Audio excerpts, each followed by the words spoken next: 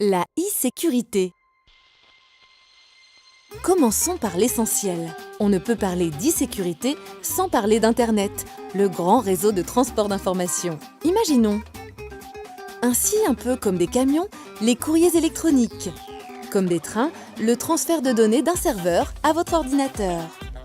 Et parmi eux, comme des voitures, le web. Il n'est finalement qu'une des applications présentes sur Internet.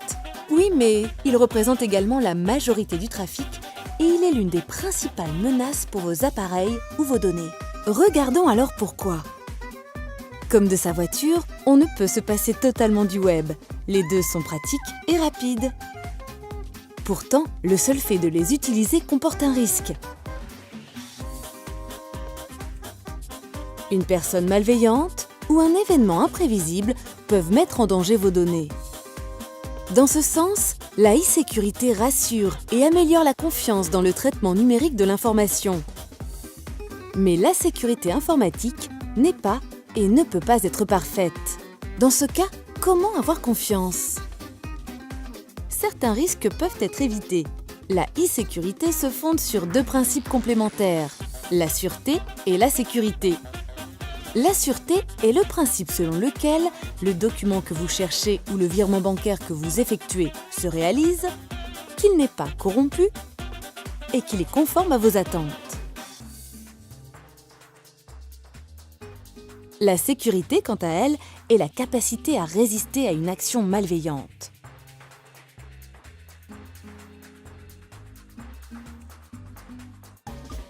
Une fois renforcée, cette sécurité permet la confidentialité et l'intégrité des personnes ou des programmes.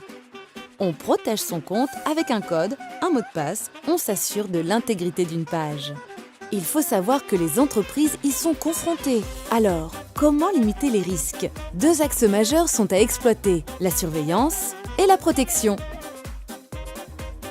Voici quelques pistes. Une sensibilisation du personnel et un changement de comportement sont importants. Tout comme surveiller ses réseaux et ses machines régulièrement grâce à des outils de détection ou alors manuellement.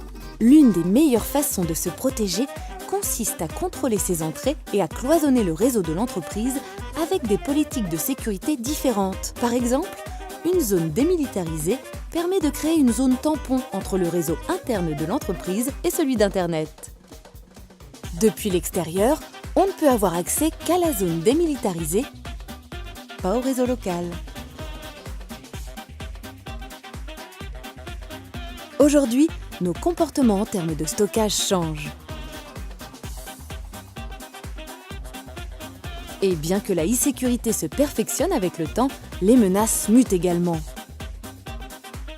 Mais c'est finalement en ayant conscience des dangers qu'on évalue au mieux les risques.